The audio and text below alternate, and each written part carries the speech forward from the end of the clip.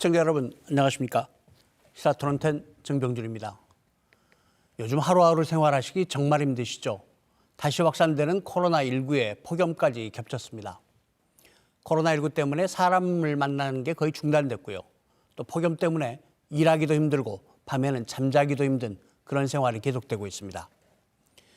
이런 문제가 생긴 게 지구 생태계가 파괴되기 때문이라는 걸 이제 알만한 사람은 다 아는데요. 문제는 이런 문제를 알면서도 고쳐야 할 것들을 고치지 않고 있다는 겁니다. 먼저 우리의 생활이 달라진 게 별로 없고요. 또 각 기업이 생산하고 있는 생산품과 생산 제도, 그리고 생산 방식 이런 것들의 변화가 없고요. 또 이를 규제하는 정부의 각종 제도도 크게 변하지 않고 있습니다. 변화가 참 늦습니다. 이런 가운데 오늘 민주당 대선 후보들이 탄소 중립 정책 공약을 발표했습니다. 이 정책들은 또 어떻게 봐야 할지도 함께 토론해 보겠습니다. 오늘 토론 함께 해주실 분들 소개해 드리겠습니다. 국제기후환경센터 윤원태 대표 나오셨습니다. 안녕하십니까? 안녕하세요. 광주과학기술원 윤진호 교수 나오셨습니다. 안녕하십니까? 안녕하세요. 광주환경운동연합의 이경희 사무처장 나오셨습니다. 네, 안녕하세요. 윤 대표님, 참 짧은 장마 이후에 폭염이 시작돼서 이달 초부터 계속 폭염인데요. 올여름 폭염 실태부터 한번 점검을 하고 가볼까요? 지금 상황이 어떻습니까? 네, 먼저 우리 광주의 7월 평균 최고 기온을 보게 되면 약 30도 가량이 되거든요. 네. 그런데 전국적인 기온 분포를 보면은 나타나고 있는 기온은 33도에서 37도 가량이 나타나고 있습니다. 굉장히 심각한 수준이라고 볼 수가 있는 거죠. 그래서 우리나라의 폭염 형태를 보게 되면 우리가 두 가지로 분류를 할 수가 있습니다. 그 두 가지가 뭐냐면은 1994년도에 나타났던 폭염 형태를 보게 되면 그때 당시에는 북태평양 고기압이 우리나라를 완전히 덮으면서 그 폭염이 나타났고요. 그다음에 두 번째 형태가 뭐냐면 요즘에 이렇게 자주 나타나는 형태라고 볼 수가 있는데 이게 열돔 현상이라 그래가지고 2018년에 31일가량 폭염이 지속이 됐던 그러한 현상인데 북태평양 고기압이 우리나라를 이렇게 완전히 덮고 있는 상태에서 그 위에 티벳 고기압이 상층 고기압이 그 위에 이렇게 덮어 쓰는 그런 열돔 현상으로 인해 가지고 폭염 현상이 나타나고 있습니다.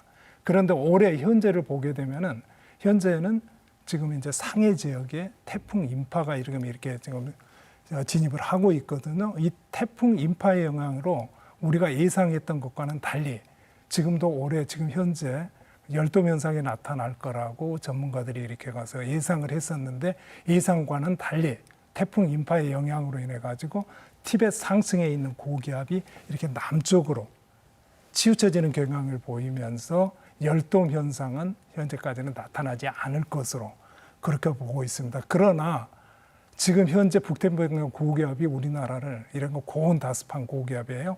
우리나라를 덮고 있기 때문에 우리나라의 이러한 폭염 현상은 당분간 지속이 될 거라고 생각을 하고 있습니다.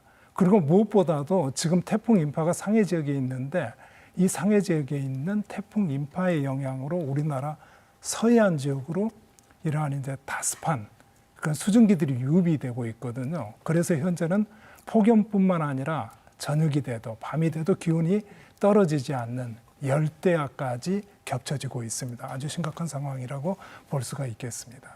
요즘은 그래도 그 기온이 굉장히 높지만 습도가 그래도 그렇게 높지 않아 좀 지낼만한데 네. 앞으로는 더 고온다습한 더위가 더 올 거라고요. 네. 걱정이 크네요. 윤 대표님께서 이제 한반도 전반적인 상황에 대한 설명을 좀 해주셨는데 윤 교수님 특별히 광주 얘기를 좀 한번 해보고 싶습니다. 지금 광주가 유난히 좀 더운 것 같은데 광주 상황이 어떻습니까? 예, 광주는 뭐 대구처럼 네. 이제 분지라고 하죠. 이렇게 산에 이렇게 둘러싸여 있고 그러다 보니까 여름에 이렇게 더울 수 있는 조건들이 참 맞아 떨어져 있고요. 그리고 광주에서 지금 기온 관측을 시작한 게 1939년부터 했고 그때부터 지금까지 한 1.6도에서 7도 정도 올랐습니다. 대구 같은 경우도 거의 비슷한 속도로 오르고 있고요. 그다음에 이제 여름을 좀 저희들이 좀 보면 6, 7, 8월이 있는데 실제 기온이 제일 많이 오른 달은 6월입니다. 그 말은 아마 느끼시겠지만 여름이 빨리 오는 것 같다. 그런 것들을 느끼실 텐데 6월 기온이 제일 많이 오르고 물론 7월, 8월도 오르지만 그렇게 계절이 바뀌는 그 때가 오르면서 여름은 좀 빨리 오고 길게 느껴지는 것 같고 그런 일들이 생기는 것 같고요. 그래서 전반적으로 지구 온난화라고 할 때 보통 저희들이 1도 오른 지구 평균 기온이 1도 오른 걸 이야기하는데 한반도는 이미 1도보다 훨씬 많이 올랐고요. 아까 말씀드린 대로 광주나 대구 같은 경우에는 그거보다 더 빨리 오르는 그런 형태를 띠고 있습니다. 지금 광주는 그러면 얼마나 기온으로 말하면 얼마나 올랐다고 하실 수 있나요? 그러니까 39년부터 관측한 걸로 저희들이 보통 연평균, 그러니까 1년 12달을 다 평균한 걸로 보면 한 1.6도에서 7도 정도 오른 걸로 보시면 될 것 같습니다. 전 세계적으로 1도 정도 올랐다고 보는데 광주는 전 세계적으로 1.6도 정도 올랐다. 100년 동안 1도. 100년 동안에. 예, 그러니까 사실은 이게 1도다, 뭐 0몇 도다 이게 듣기에는 이게 별게 아닌 것 같은데 이게 뭐 2도, 3도 되면 그냥 생태계가 완전히 죽거나 바뀌는 이런 수치 아닙니까? 그러니까 이제 저희들이 예상하기에 네. 이 경향이 더 빨라지는 오히려 지금보다도 더 빠르게 증가할 거라고. 실제 지난 그 관측 자료를 보면 첫 한 3, 40년은 기온이 거의 오르지 않다가 한 1970년대 이후부터 이렇게 가파르게 오르기 시작하고 있거든요. 그리고 그런 것들이 계속 될 것 같은 게 저희들이 좀 걱정하는 부분이긴 합니다. 네. 광주 얘기를 좀 더 해보겠습니다. 이 차장님, 네. 그동안에 대구가 굉장히 덥다, 더운 도시다 이름이 있었는데 요즘 광주하고 아프리카를 합쳐서 광프리카 이렇게 부르기도 합니다. 지금 광주가 다른 지역보다 더 뜨거워지는 이유 어떻게 생각하십니까? 네, 뭐 과거에는 뭐 한반도에서 가장 더운 도시 여름에 네. 하면 대구의 온도를 우리가 기상 예보나 이런 거 했을 때 볼 수 있었는데요. 그래서 과거에는 뭐 대프리카 뭐 이런 얘기가 있다가 최근에는 대구보다 광주가 더 뜨겁다 이렇게 얘기들을 하고 있고 실제 수치에서도 보면 그러니까 사람들이 주로 이용하는 공간, 사람들이 밀집해 있는 공간, 도심부의 온도 차이들이 대구보다 광주가 훨씬 뜨겁습니다. 그러니까 온도는 예를 들면 기상청에서 측정한 대구와 광주의 온도는 비슷한데 예를 들면 대구의 중심가라고 하는 동성로의 온도는 낮은 반면에 그 강주의 상무지구라든가 이렇게 도심부의 온도들은 뭐 그 자료를 보니까 강주가 그 상무지구의 기상청에서 측정한 온도는 35도예요.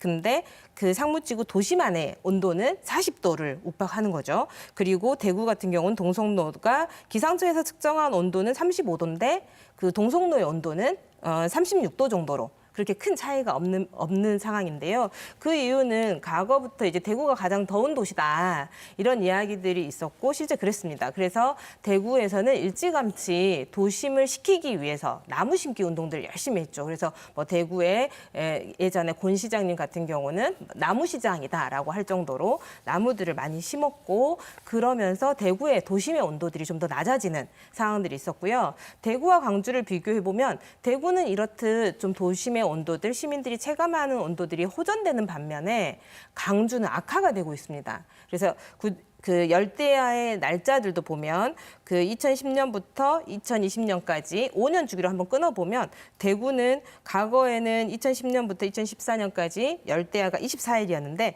2015년부터 2020년까지는 18일로 6일 정도가 단축이 됐어요.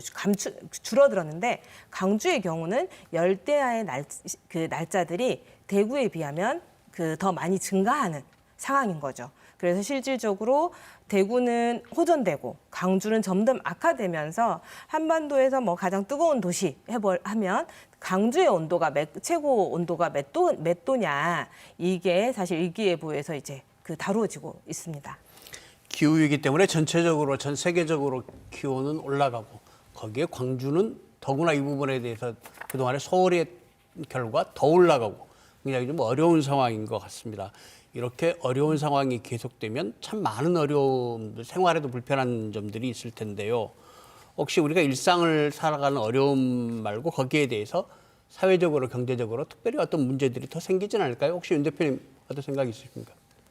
저희들이 볼 때는 폭염이나 폭우 이러한 자연재해들은 기온 상승과 이렇게 단순 비례하는 게 아니라 기하급수적으로 자연재해 위험이 증가를 하게 됩니다. 그리고 그렇다 보니까는 그런 만큼 사회 경제 전반에 미치는 영향도 같이 이렇게 커지게 되는 거죠. 더군다나 우리나라 같은 경우에는 아까 말씀드렸듯이 전 세계의 평균 상승폭, 기온 상승폭의 거의 2배에 가까운 기온 상승폭을 우리나라가 보이고 있거든요. 그게 뭘 의미하냐면 우리나라는 폭염에 앞으로 그러니까 시달릴 수밖에 없는 구조라는 겁니다. 그래서 우리가 이제 폭염 대책에 특히나 폭염은 침묵의 살인자라고 그러잖아요. 그래서 폭염 대책에 각별히 주의를 해야 되는데 폭염 대책은 2가지로 접근을 해야 된다고 보고 있습니다. 첫 번째는 기후학적, 즉 공간적으로 이렇게 접근을 해야 되는데 우리가 광주라는 도시를 놓고 본다면 광주에 폭염의 취약 지역이 공간적으로 어디인가가 분류가 되어야 되고요. 그리고 거기에 대한 대책이 마련이 돼야 됩니다. 그리고 두 번째로는 뭐냐면 폭염이 사회 경제적인 그러한 계층이라든지 이러한 것을 주거 환경이라든지 경제적인 여건 등에 이렇게 영향을 받거든요. 그래서 이렇게 사회적으로 폭염에 취약한 계층들이 나타나게 됩니다. 이 사회적으로 취약한 폭염에 취약한 계층들은 거기에 맞는 세심한 폭염 대책들이 이루어져야지 된다라고 생각을 합니다. 특히나 현재와 같은 코로나 사태에서는 연로하신 분들이라든지 이런 분들이 집에 에어컨이라든지 이러한 쿨링할 수 있는 그 대책들이 없을 때는 가서 무더위 쉼터라든지 이러한 공공 장소라든지 이러한 데를 이렇게 활용을 하시는데요. 지금 코로나 상황에서는 이러한 장소들도 활용을 할 수가 없기 때문에 특별히 더 정부나 지자체에서는 세심한 배려를 해줘야 될 것 같습니다. 네.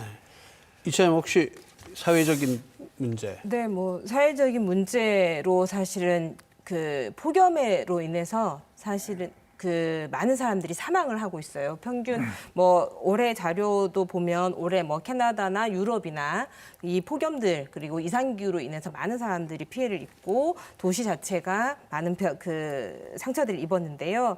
캐나다 같은 경우도 올해 468명이 그 일주일 엿새 동안 486명이 사망을 했는데 이 그 한 주에서 사망자 수입니다. 근데 이게 평균보다 보통의 일반적인 사망자보다 3배 이상이 되는 거고요.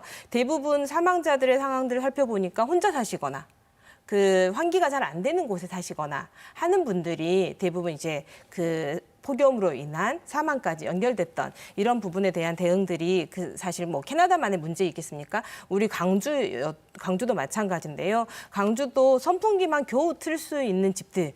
에어컨이 없어서 야외에 나가지도 못하고 실내에 있을 수밖에 그나마 그늘이기 때문에 집에 실내에 있지만 일정 정도의 시간이 지나고 나면 집이 정말 뜨거운 난로와 같은 곳이 되어 있지만 에어컨이 없는 많은 가정들이 있습니다. 그런데 이 도시 온도가 전체적으로 올라가면서 사실 개인들이 에어컨을 사거나 아니면 냉방기기들을 이용할 수밖에 없잖아요.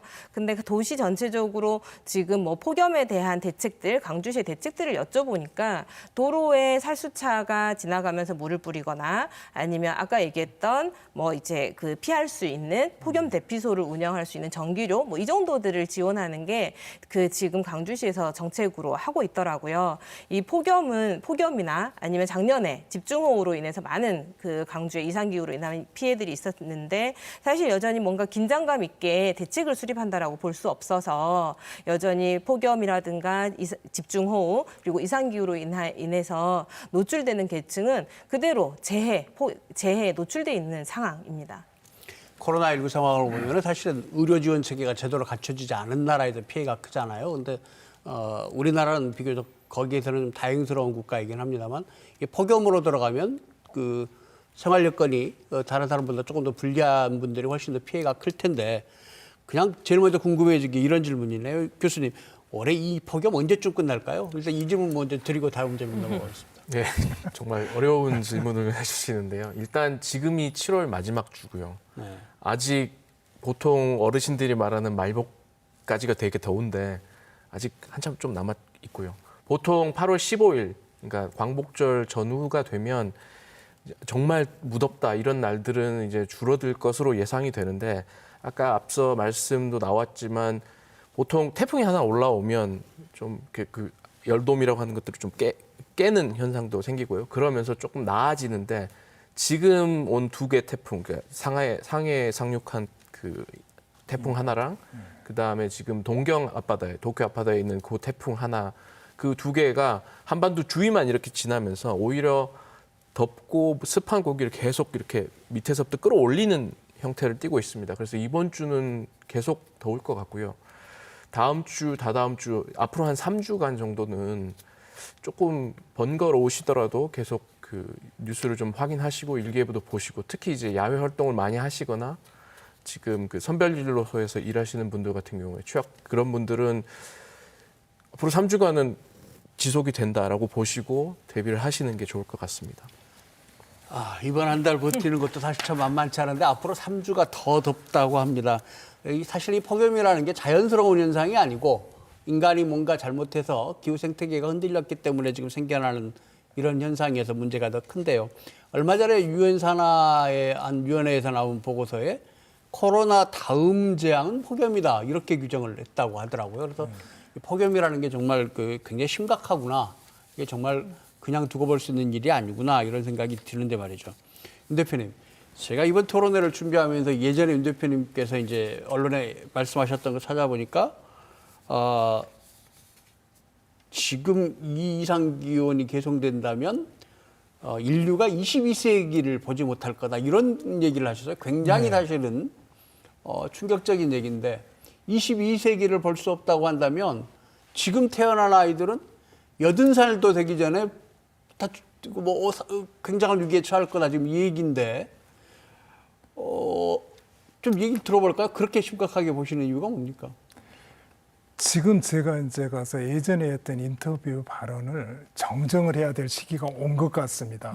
왜냐하면은 제가 22세기를 맞이하지 인류는 갔다가 22세기를 아마 맞이하지 없을 거라고 이렇게 인터뷰를 했었는데요. 지금 생각 같아서는 우리 인류가 2050년을 정말 맞이할 수 있을지 우리가 이 상태 이대로 기후변화에 대응하는 대책들을 제대로 된 대책들을 내놓지 않고 앞으로 30년. 그렇죠. 2050년을 과연 우리가 제대로 맞이할 수 있을까 하는 생각을 갖게 됩니다.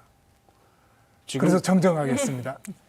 좀 갈수록 대단인데 지금 세계적으로 사실 난리잖아요. 우리가 폭염 때문에 이렇긴 하지만 지금 서유럽 홍수 났죠. 미국, 캐나다 폭염에 산불에 난리 아닙니까?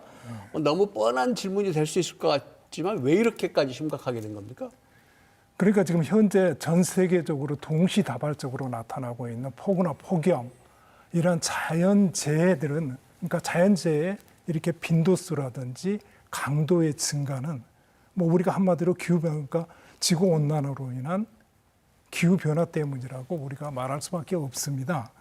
그리고 좀 더 우리가 세밀하게 이렇게 분석을 해보자면은 우리가 산업혁명 이후에 그러니까 1800년도쯤 되겠죠. 1804년에 정확하게는 지구상의 인구수가 10억 명이었어요.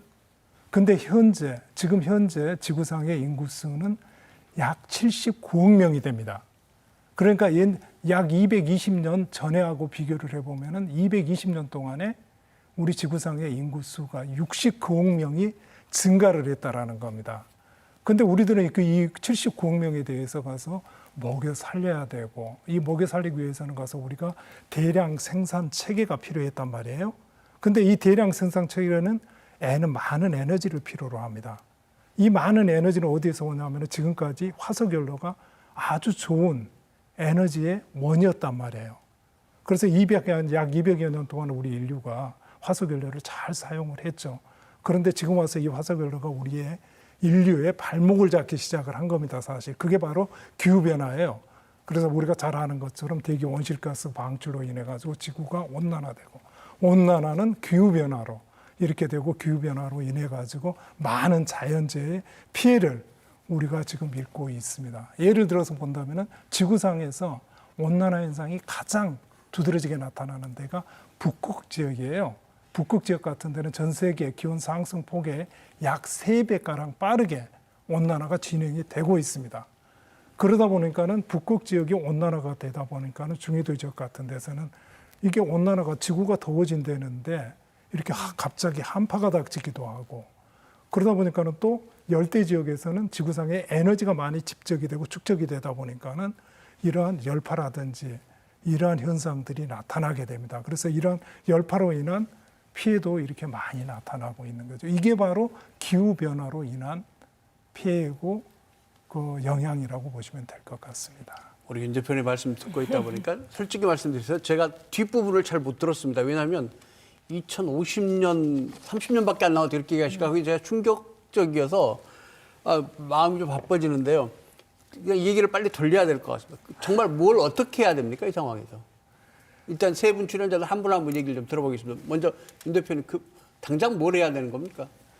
우리가 가서 이제 가장 우리가 급선무적으로 해야 될 거는 가서 우리는 그럼에도 불구하고 기후온난화나 지구온난화나 기후변화에도 불구하고 우리 인류는 지속적으로 살아남아야 되거든요. 이게 우리들의 지상과제라고 보시면 될 것 같습니다.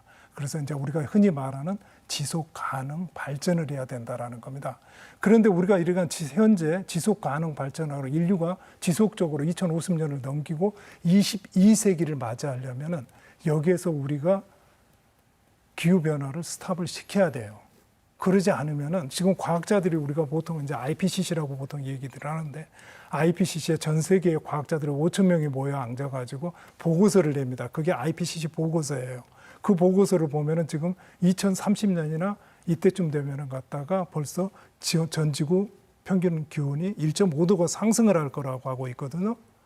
우리가 이대로 가면은 정말로 그러한 것은 2050년대를 맞이할 수 없을지도 몰라요.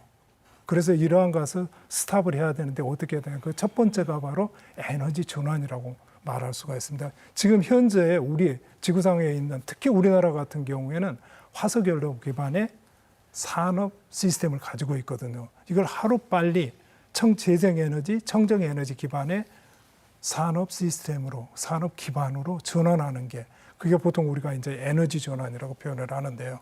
이 에너지 전환이 가장 시급한 건이라고 생각을 합니다. 이 에너지 전환이 바로 우리 미래로 이끌어가는 가장 좋은 길이라고 저는 생각을 합니다. 그러면 말이죠, 윤 대표님. 사실 우리가 기후 위기다, 에너지 전환을 해야 한다 얘기 많이 들었거든요. 네. 그럼에도 불구하고 안 되고 있는 이유는 뭔가요? 자, 제가 생각하는 것은 이렇습니다. 지금 우리나라 같은 데는 세계적으로 볼 때 가장 화석연료 자초 자산이 많은 나라가 우리나라라고 합니다. 왜냐하면 우리나라는 2차 산업혁명을 성공적으로 이끌어와서 이만큼 살게 된 나라거든요. 다시 말하면 우리나라의 산업 구조는 모두 화석연료 기반의 산업 체제입니다. 지금 그러니까 여수 같은 데 가면 석유화학 공업단지가 있고 이러한 모든 공업단지들이 화석연료 기반의 산업 단지들이에요.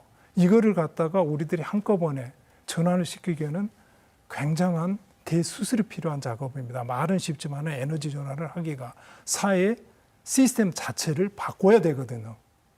이러한 게 가서 바로 쉽지가 않습니다. 그리고 바로 이제 기득권이라고 말할 수도 있겠는데요. 이 화석연료 기반의 산업에서 종사하고 있는 사람들이 아니면 석탄 화력 발전소에서 종사해서 먹고 있는 사람들이 석탄 화력 발전소를 지금 당장 스탑을 시킨다라고 하면 실업이 발생을 하잖아요. 이러한 그 사회 시스템을 한꺼번에 바꾸기가 굉장히 어렵다라는 데 문제가 있는 겁니다. 특히 우리나라 같은 경우, 우리나라가 바로 왜냐하면 화석연료 자초 자산이 전 세계에서 가장 많은 나라이기 때문입니다. 계속 듣고 있으면 참 심각한데 일단 윤 교수님 의견 좀 들어보겠습니다. 도대체 뭘 어떻게 해야 됩니까, 지금 당장? 일단 이미 그 정부에서 탄소 중립 선언을 했고요. 2050년, 2045년 뭐 지자체에서는 조금 더 일정들을 땡겨서 발표를 하고 있습니다. 일단 이런 큰 방향은 맞는 방향인 것 같고요. 탄소를 줄여야 되고 그렇게 하려면 앞서 윤 대표님께서 말씀을 해주셨지만 우리의 생활 자체가 탄소랑 이렇게 그냥 묶여 있다고 보시면 돼요.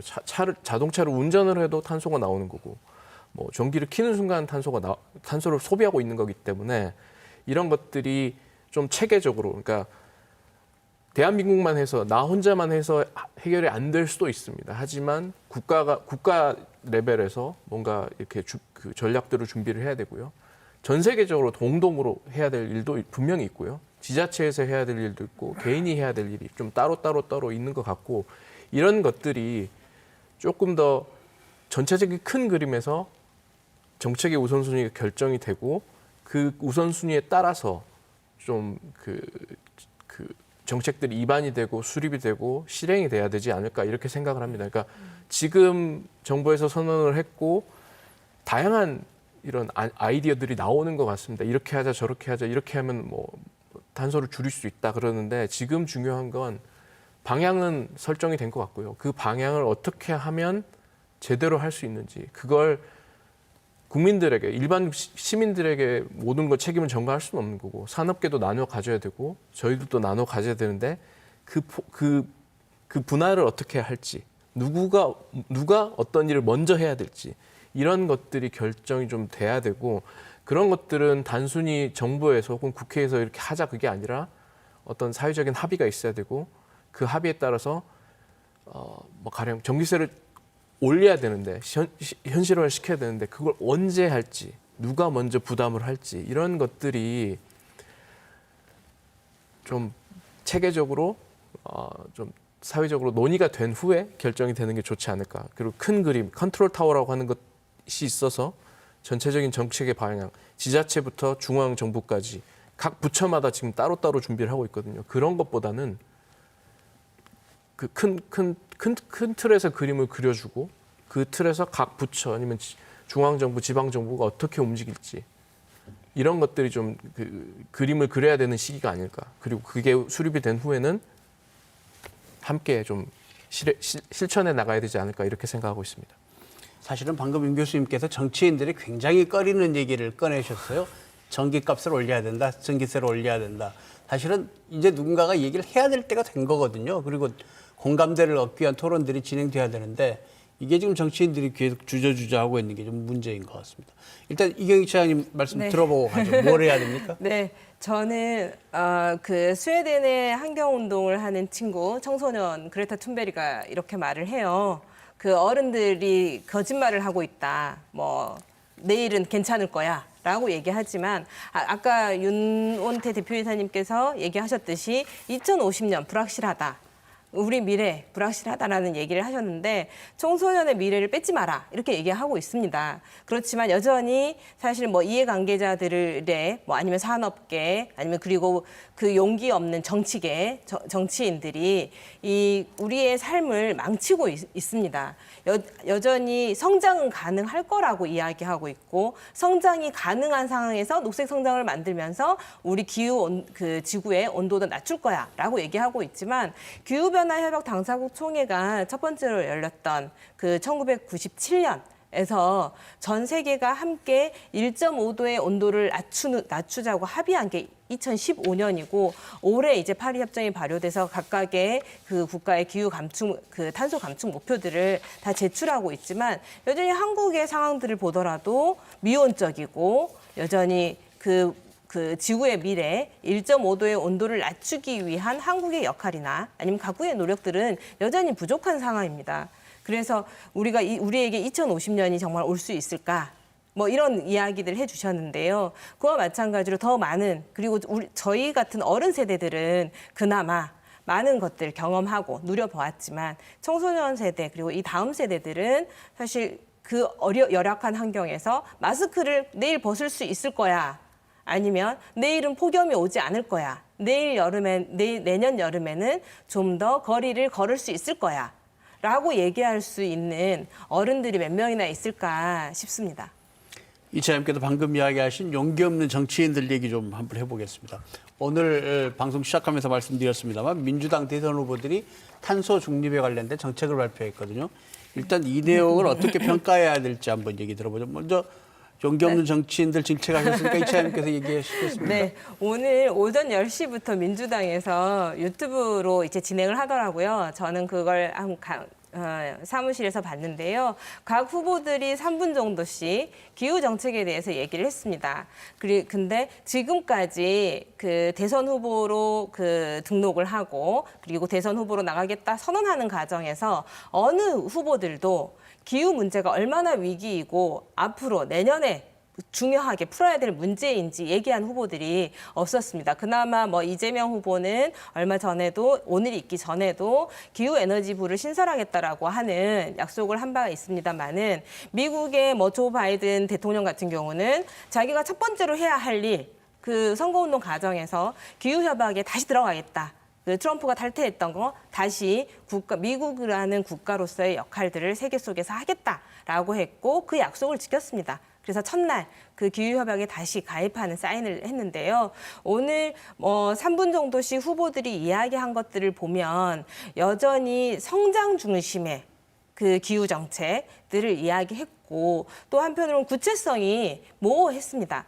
어떤 이제 이낙연 후보 같은 경우는 그 국가 온실가스 감축 목표를 현 문재인 정부가 잡고 있는 계획보다 상향하겠다라고 얘기도 했고 다른 뭐 김두관 후보나 정세균 후보나 그 박용진 후보들도 몇 가지 이제 그 정책 들을 제안했어요. 뭐 내연 기관차들이 더 이상 판매하거나 등록하지 않도록 하겠다라고 하는 제안들 이렇게 나왔지만 아직 여전히 좀 선언적이고 그리고 당장 사실은 한편으로는 이 대선 후보의 공약들도 중요합니다만은 지금 정부와 집권 여당이 기후 정책을 어떻게 갖고 가고 있느냐. 라고 하는 것들도 우리는 함께 봐야 될 것 같은데요.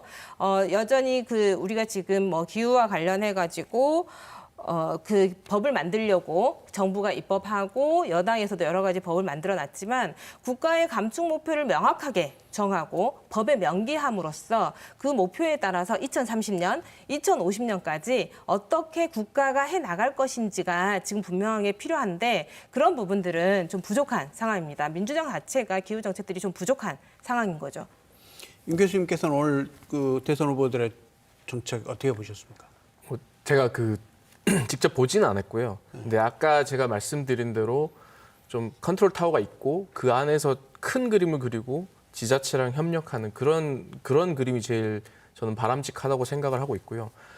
그 다른 예를 들면 그 코로나를 대응했던 한국의 역량 그게 어떻게 만들어졌는지를 생각을 해보면 일단 전문가 집단이 드릴 수 있는 최고의 조언들을 드리고 이런 것들을 정책 입안자들이 시민의 의견을 수렴하면서 어떤 뭐 거리두기 단계라든지 이런 것들을 조정해 왔습니다. 이런 것들이 기후 위기에 대응하는 우리의 모습도 그런 모습이 되어야 되지 않을까. 그러니까 제가 전문가로서 드릴 수 있는 이야기는 이런 정책을 하시면 뭐 탄소가 어떻게 될 거예요. 온도는 이렇게 될 것 같습니다라는 정보들을 드리고 그런 것들을 다 공개가 되고 정책하시는 분들이랑 시민들이 대화를 통해서 그럼 이것부터 하자 아니면 다른 정책부터 해야 되는 게 맞을 것 같다. 이런 대화들이 좀 진행이 돼야 되고요. 조금 시간이 걸리더라도 큰 그림을 좀 제대로 그려서 우리의 목표는 단지 내년이나 내후년이 아니라 2030년, 50년, 2100년을 이야기를 하고 있습니다. 50년에서 100년을 넘는 시간 동안 우리들이 해야 할 일을 그리는 거기 때문에 조금 시간이 더 들고 더디게 가더라도 그 그림이 좀 좋은 그림이 그려졌으면 좋겠습니다. 그래서 뭐 단지 일회성인 그러니까 어떤 예산이 있어. 그러니까 이걸 반드시 해야 돼. 그런 문제가 아니라 큰 그림 속에서 우선순위가 정해지고 합의가 되고 그렇게 실천이 되는 그런 모습이 제일 바람직한 모습이 아닐까 이렇게 생각합니다. 그런데 그 큰 그림을 그리는데 많은 사람들이 기다려왔어요. 그 기후변화협약 가입한 국가로서의 한국이 국제사회에서 역할을 해야 된다. 한국이 기후악당국이다라고 하는 얘기는 전 세계에서 한국을 평가하는 기후정책의 중요한 키워드입니다. 기후악당국이라고 하는 말이 국민의 자존감을 지켜줄까요? 우리 그 산업 여전히 유지하고 있어. 석탄 산업, 화석 에너지 중심의 산업들을 이렇게 유지하면서 기후 악당국이라고 하는 오명을 쓰고 있는 게 국민들에게 도움이 될까요? 그리고 지금 앞으로 계획들이 많이 필요해라고 했던 거는 10년 전에도 그렇게 얘기했었고 20년 전에도 아마 그랬을 것입니다. 그 가까운 나라 일본 교토에서 그 교토 의정서 기후변화협약 당사국 총회가 열렸을 때도 한국에게 앞으로 큰 그림 그릴 거야. 그리고 점차적으로 한국도 국제사회에서 온실가스 감축을 위해서 노력을 할 거야라고 해왔습니다. 그러나 국민들이 지금 처해 있는 상황은 오늘 주제인 폭염과 마찬가지로 하루하루가 나기 어렵고 많은 사람들은 열파, 이 폭염으로 인해서 사실은 목숨을 잃고 있는 이 상황에서 지금 당장 할 수 있는 일들을 빨리 만들고 해나가야지. 그리고 지금 당장 급한 토목사업이 아닌 재해재난을 극복하는 토목사업이 아니면 불필요한 토목사업은 지금 중단하고 그 예산을 국민들의 생활과 건강 그리고 복지를 지켜줄 이 기후정책, 에너지정책에 투입함으로써 이 국민들이 좀 더 안심하고 살 수 있어. 내년에는 좀 더 폭염이 줄어들 거야. 라고 하는 안도감을 가질 수 있을 텐데요. 전혀 하는 게 없는 상황에서 계획만 세우는데 10년, 20년. 지금 이 상황이라고 저희들은 보여집니다. 왜냐하면 여전히 온실가스 감축 목표 그 문재인 정부에서 그 야심차게 발표도 못하고 있고요. 여전히 야심차게 못하고 국제사회에서 한국 온실가스 감축 목표 더 해야 된다. 왜냐하면 OECD 국가에서 이산화탄소 배출, 온실가스 배출이 그 상위에 속하는 나라이기 때문에 국제사회에서 그 역할을 해야죠. 근데 못하고 있고 뭐 그나마 세워놓은 온실가스 감축 목표의 구체적인 로드맵 여전히 부족한 상황입니다. 저는 개인적으로 오늘 민주당에서 대선 후보들이 이런 공약을 내놓는다고 하니까 오늘 근데 그 기후 에너지부를 설치하겠다 이런 건 냈거든요. 그런데 이게 사실 여러 부처 중에 하나로의 유상이란 말이죠. 네. 그래서 지금 윤 교수님께서 이야기하신 대로 최소한 뭐 부총리라도 좀 해서 정부 전체를 통할하게 한다든지 이런 기대를 냈었는데 사실 이런 정책은 오늘 안 나왔어요. 윤 대표님께서는 오늘 정책 발표 어떻게 보셨습니까? 그렇습니다. 이렇게 보게 되니까는 가서 지금 국민들이 기후위기 시대에 국민들이 기대했다는 그러한 이제 가서 큰 그림, 미래를 향한 한국이 나아가야 되는 그러한 미래를 향해서 나가야 되는 큰 그림을 국민들은 기대를 하신 것 같은데 거기에 기대에 약간 못 미치는 정책들이었다라는 게 좀 아쉽고요. 제가 생각할 때는 우리가 지금 기후위기 시대에 가장 필요한 게 뭔가 그거를 가서 우리가 다시 한번 생각을 해봐야 될 것 같아요. 저는 항상 생각하는 게 우리 인류의 미래예요. 우리가 가서 지속 가능 발전을 해야 됩니다. 그러려고 하면은 그때 조금 전에 패널리스트께서 말씀을 하셨듯이 경제 성장 중심의 대책으로 그러지 않았느냐 하는 말씀을 하셨어요. 근데 지금 정말 이게 경제 성장 중심의 기후위기 대책하고 지속 가능 발전에 이거 두 개를 구별을 해야 됩니다. 근데 가서 그러니까 경제 성장 중심이라고 그런다면 화석연료가 됐든 청정 에너지가 됐든 경제 성장의 방점이 가는 거고 지속 가능 발전이라는 것은 청정 에너지, 재생 에너지를 기반으로 하는 발전이거든요. 이 두 개가 극명하게 갈립니다. 그리고 두 번째로는 기후위기 시대에서 가장 필요한 게 뭐냐라고 하면 우리는 현재 살고 있는 시대가 4차 산업혁명 시대에 살고 있습니다. 우리가 지금 4차 산업혁명의 기술을 손에 쥐고 있다는 소리예요. 이거가 바로 이 4차 산업혁명 기술이 융합이 되고 우리가 지속 가능 발전을 할 수 있는 그리고 기후변화에 적응할 수 있는 도시, 국가를 건설을 해야 되는 그러한 그림이 나와야 된다고 생각을 합니다. 그래서 정말 4차 산업혁명 기술을 기후위기를 극복하는 데 어떻게 잘 활용을 할 수 있는가 이러한 것들이 좀 더 고민이 되고 이게 바로 정책으로 녹아들어서 나왔으면 하는 개인적인 바람입니다. 저는 정말 언제까지 고민만 하고 있을 거냐 한국은. 그러니까 그 기후 위기라고 하는 거, 이상기후, 뭐 기후 재난이라고 하는 게 사실은 가난한 나라나 뭐 부자 나라를 가리지 않는다라는 게 이번에도 올해도 분명히 보여줬던 것 같아요. 독일 그 탄소 배출 줄이기 위해서 많은 노력들을 하는 나라이고 EU도 마찬가지이지만 이번에 뭐 집중호우라든가 그 폭염 뭐 이런 상황들을 보면 사실은 처참합니다. 왜냐하면 이 그 이상기후가 우리의 삶의 공간을 어떻게 영향을 미치는지 사실은 뭐 그 뉴스를 통해서 목도할 수밖에 없는데요. 언제까지 뭐 준비하고 계획하고 할 거냐. 지금 당장 필요한데 그러니까 이번에 문재인 정부뿐만 아니라 민주당의 오늘의 뭐 기후 정책 같은 경우도 사실은 집권 여당입니다. 사실은 연결선상에서 같이 왔어야 되는데 사실 연결할 수 있는 정책이 없는 거예요. 기후 정책이나 기후 예산 뭐 이런 것들이 워낙 없었기 때문에 다시 이제 있는 예산으로 만드는 게 아니라 탄소세를 부활하는 거 어떤 면에서는 긍정적이긴 합니다만은 국가의 예산이 국민의 안정과 이런 것들을 지켜줘야 된다라고 하면 그런 부분에 가감하게 투자 필요하다라고 보여집니다. 네, 전국적인 상황만 얘기해도 이 시간 50분이 좀 부족할 것 같습니다만 광주 얘기를 또 안 할 수가 없네요. 지금 남은 시간 동안 광주 얘기를 좀 해보겠습니다. 광주가 지금 정부보다는 5년 빠르게 2045년에 탄소 중립을 하겠다 이렇게 선언을 했는데 이쪽에서 우리 그 윤 대표님께서 계시는 국제기후환경센터가 좀 역할을 하셨죠? 네, 맞습니다. 내용을 좀 얘기해 주시겠습니까? 이제 광주에서 그러니까는 굉장히 뭐라 그럴까요? 큰 그림이라고 말씀을 하셨는데 광주는 국가 단위라기보다는 지자체잖아요. 네. 이제 광역 지자체인데 광역 지자체에서 내놓는 정책 중에 이제 정책들이 바로 광주가 광주형 AI 그린 뉴딜이라는 정책을 내놨고요. 그리고 뒤에 이어서 2045, 그러니까 2050보다 5년 앞선 2045 탄소 중립 시대를 열어가겠다라는 그러한 정책을 만들어내서요. 이 정책들은 굉장히 어느 세계 어느 때에 비교를 해봐도 굉장히 선진화되고 이렇게 가서 발전된 그러한 정책이라고 생각을 합니다. 왜냐하면 이러한 정책들을 통해 가지고 광주 지자체를, 광주라는 도시를 기후 안심 도시를 만들고 지속 가능 발전이 가능한 그러한 도시를 만들겠다라는 거든. 그리고 그게 어떻게 만들겠냐는 것까지 그게 같이 들어가 있어요. 포함이 되어 있습니다. 그래서 아까 말씀드렸던 것처럼 인공지능 기술, 4차 산업혁명 기술이죠. 이러한 기술을 활용을 하고 기후 변화에 적응할 수 있는 그러한 도시를 만들겠다. 그러기 위해서는 우리 광주가 에너지 자립을 먼저 이룩해야 되겠다. 그러니까 탄소 기반의 화석연료 기반의 산업 사회를 하루빨리 탈피를 해야 되겠다라는 게 여기 정책에 녹아 있는 거예요. 그리고 그 방법론에서는 우리가 AI 4차 산업혁명 기술을 활용을 하겠다라는 겁니다. 굉장히 선진화된 정책이죠. 이 선진화 정책들이 또 3단계로 나눠가지고 이렇게 이행이 될 거거든요.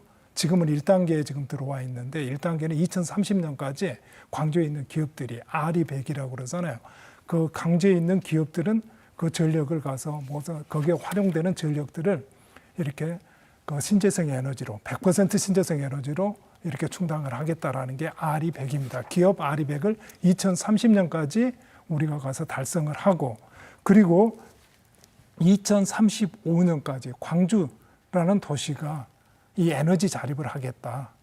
자체 에너지를 가서 충당을 하겠다는 2단계 정책이에요. 그리고 3단계는 네, 2045년까지 이러한 것은 이제 광주가 완전히 에너지를 자립하는 탄소 중립을 이룩하는 그러한 굉장히 좋은 계획을 가지고 있습니다.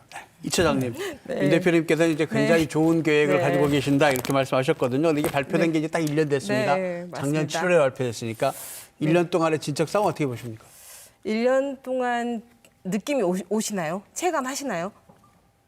그 2030년의 그 목표도 야심차고 2045년 탄소 중립을 한다라고 하는 선언 야심차죠. 2030년 목표가 온실가스 감축 목표가 2018년 대비 몇 % 감축이었는지 제가 적어놨는데 몇 %죠?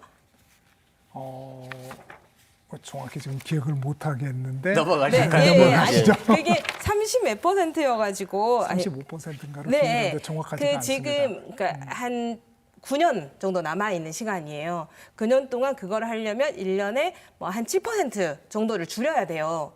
7%의 온실가스 감축을 줄인다라는 게 작년에 코로나가 있기 전과 있고 난 다음에 1년 사이에 그 탄소 배출이 줄어들었던 양 정도인데요. 사실 우리가 생활하는 거 엄청 고통스러웠던 시점이잖아요. 탄소 배출을 그만큼 줄인다라고 하는 거는 사실 산업과 경제가 많은 것들이 멈춰 있는 상황. 인데 그런 부분들이 실제 계속 지속적으로 이런 상황으로 갈 수는 없잖아요. 이건 지금 비정상적인 상황에 산업과 경제가 그 코로나 때문에 멈춰 있는 거고 탄소 배출을 줄이기 위해서 그 정도를 그 정도 감축 목표를 세우려면 우리 생활 전반이 바뀌어야 되는데 우리가 지금 1년 동안 그러니까 선언한 지 1년이 지났는데 그 시민들이 우리가 지금 탄소 배출을 줄이기 위해서 우리 생활의 불편함을 바꾸고 있어. 아니면 우리 생활에서 탄소 배출을 줄이기 위해서 뭔가 에너지 소비를 줄이고 있어. 아니면 태양광 태양광을 에너지 자립을 위해서 태양광 발전이 점점 늘어나고 있어라고 하는 게 지금 광주 시민들이 체감할 수 없다라고 보여집니다. 네. 우리가 앞에서 뭐 다른 얘기를 너무 많이 하다 보니까 광주시에 대한 얘기를 할 게 시간이 별로 없는데 윤 교수님 마지막으로 1분 반 정도 시간이 있습니다. 광주 당장 뭘 해야 할까요? 당장 앞서 말씀드린 대로 에너지 정책도 바뀌어야 되고요. 그거보다도 도시 계획 안에서 뭔가 녹지를 활용을 한다든가 친수 공간을 좀 만든다든가 이런 것들이 필요할 것 같고요. 그래서 당장 지자체에서 할 수 있는 일들이 그런 일들이 있기 때문에 녹지 공간을 조성을 해서 좀 조금 온도를 낮출 수 있는 그런 방안들을 좀 만들어 보는 것도 좋지 않을까. 그리고 광주는 여건이 좋습니다. 무등산도 있고 강이 도심을 통과하고 있습니다. 그래서 그런 것들을 최대한 활용을 해서 그리고 이 녹지 공간을 만들 때 조금 만드는 게 아니라 어느 정도 규모가 있게 만들어야 훨씬 더 도움이 많이 됩니다. 그래서 그런 것들이 도시계획에 앞으로 도시계획에 반영될 수 있었으면 좋지 않을까 이렇게 생각합니다. 네. 오늘 사실은 뭔가 구체적인 얘기보다는 많은 과제들을 던지는 게 끝났는데요. 오늘 토론회를 기점으로 이런 논의들이 지역사회에 좀 더 많이 퍼져나가기를 바랍니다. 오늘 함께해 주셔서 감사합니다. 예. 감사합니다. 네. 고맙습니다. 어느 초등학교에서 대기오염에 대한 포스터를 그리라고 하니까 한 초등학생이 사람들이 방독면을 쓰고 있는 그런 그림을 그렸다고 합니다. 설마 그렇게 해야 되겠어? 라고 생각하시는 분들 계실지 모르겠습니다만 지금부터 2년 전만 하더라도 우리가 매일 일상을 마스크를 쓰고 해야 한다는 거 상상하시는 분 거의 없으셨을 겁니다. 지금 환경이 여기서 더 나빠지는 것을 막기 위해서 지금 당장 그리고 우리 모두 함께 행동에 나서야 할 것 같습니다. 네, 저는 오늘 토론 진행을 끝으로 시사토론 10 진행을 마칩니다. 다음 이 시간부터는 설경환 기자가 여러분과 함께 하실 것입니다. 그동안 함께해 주신 시청자 여러분께 감사드립니다. 안녕히 계십시오.